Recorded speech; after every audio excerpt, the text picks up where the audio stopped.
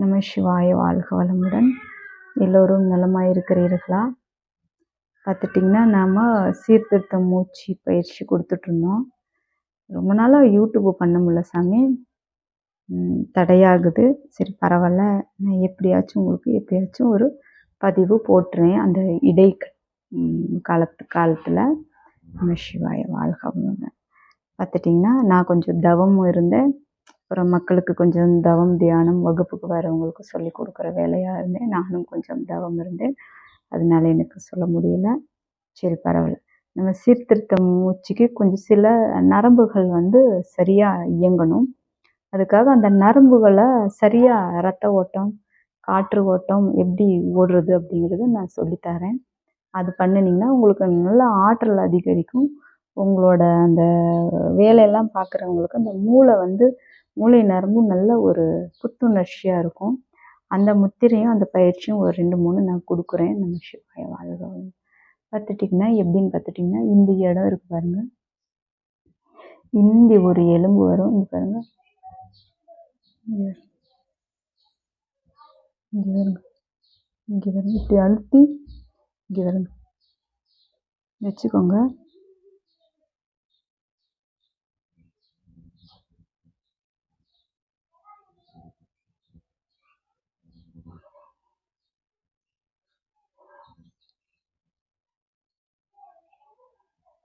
கண்ணுக்கிட்டையும் கவனம், மூச்சையும் கவனிங்க. உங்களுக்கு ஒரு நல்ல ஆற்றல் கிடைக்கும். இந்த கண்ணையும் கவனிங்க, மூச்சையும் கவனிங்க. நம்ம சிவாய, வாழ்க வளமுடன். அடுத்த பயிற்சி பார்த்துட்டிங்கன்னா, இங்கே பாருங்கள், இந்த முத்திரை இப்படி வைக்கணும். இந்த பாருங்க, இப்படி நான் பாருங்க எப்படி ஒரு மீன் போல் வச்சுருக்கேன். இப்படி வச்சு நீங்கள் இதை செஞ்சு பாருங்கள். உங்களுக்கு அதில் எவ்வளோ ஒரு ஆற்றலும் எவ்வளோ ஒரு நன்மையும் வருது அப்படிங்கிறத உணர்ந்துட்டு நீங்கள் சொல்லுங்கள். இது ஒரு 1/4 மணி நேரம் 1/2 மணி நேரம் பண்ணணும் இந்த முத்திரை, சரிங்களா? ஒரு 3 முத்திரை மட்டும் சொல்லித்தரேன். இந்த 3 முத்திரை முடிஞ்சதும் நமக்கு அடுத்து உங்களுக்கு சீக்கிரமாக ஒரு பயிற்சி போட்டு வரேன். இங்கே பாருங்கள், சிம்முத்திரைன்னு சொல்கிறது இருக்குது, கேள்விப்பட்டிருக்கீங்க.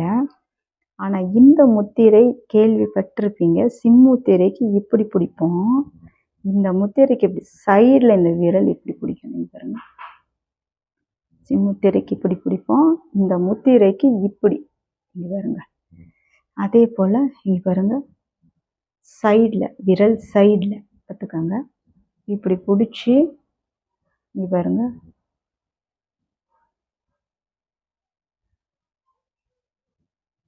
ரொம்ப ஒட்டவும் கூடாது, கை இப்படி ஒட்டவும் கூடாது. கொஞ்சம் இந்த நம்மளோட உடம்பை விட்டு லைட்டாக இப்படி வச்சுட்டு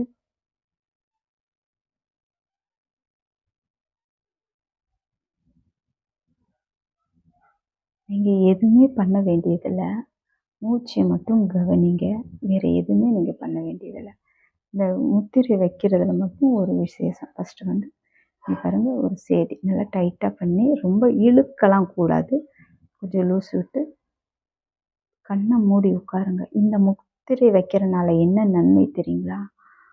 நீங்களே உணர்வீங்க. உங்களோட இந்த சைடு, முன் சைடு இருக்க நரம்பு, பின் சைடு இருக்க நரம்பு, முதுகு தண்டுவடை ஜவ்வு நரம்பு மற்றும் எல்லா நரம்பும் உங்களுக்கு இந்த முத்திரையினால் சரியாகும். அதை நீங்கள் உணர்வீங்க. உணர்வுபூர்வமாக மூச்சை மட்டும் கவனியுங்கள். இது 3ஆம் பயிற்சி.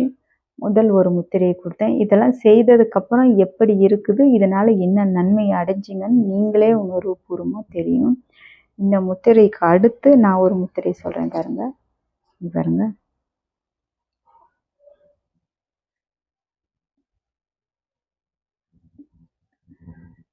ஒரு கழுகு போன்று கையை வச்சுக்கோங்க.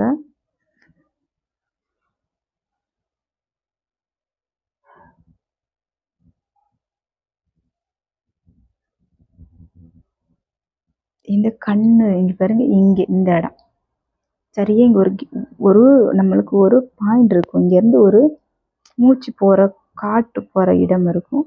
அந்த இடத்துக்கு தான் இந்த மாதிரி இங்கே பாருங்க, இந்த விரலெல்லாம் இப்படி இருக்கணும். இங்கே பாருங்க,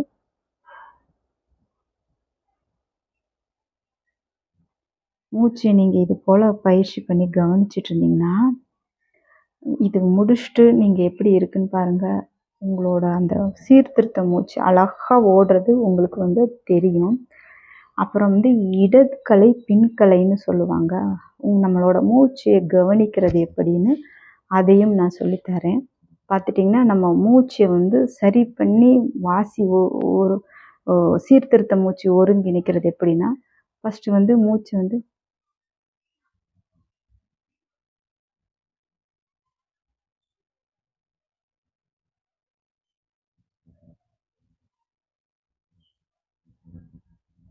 கொஞ்ச நேரம் செஞ்சுக்கிட்டீங்கன்னா, இந்த மூக்குல காத்து ஓடுறது தெரியும். இங்க பாருங்க இங்கேருந்து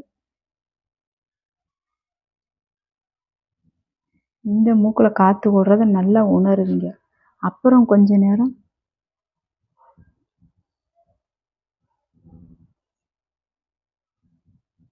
இந்த மூச்சு மாறுறத நீங்க உணருவீங்க.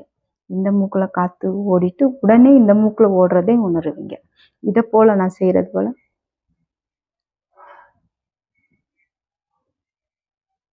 உணர்வீங்க. அது முடிஞ்சதுக்கப்புறம் தான் இந்த இது செய்யணும். சரிங்களா? அத முன்னாடி சொல்லல. இந்த மூச்சு இழுங்க. அப்ப அந்த 2 மூச்சும் ஒருங்கிணைச்சு 2 மூக்குலயும் காற்று ஓடும். அந்த காற்று வந்து ஒருங்கிணைச்சு ஓடும்போது உங்களுக்கு உஷ்ணமும், வெப்பமும் சமநிலையில அடங்கும் கொஞ்ச நேரம்.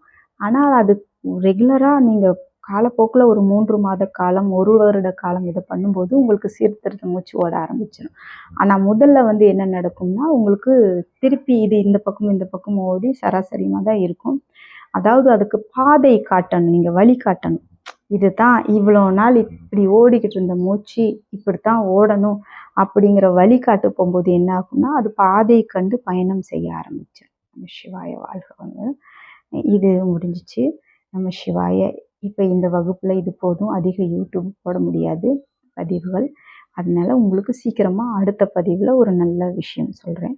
நம்ம சிவாய வாழ்க வளமுடன். எல்லோரும் நலமாயிருங்கள். நம சிவாய.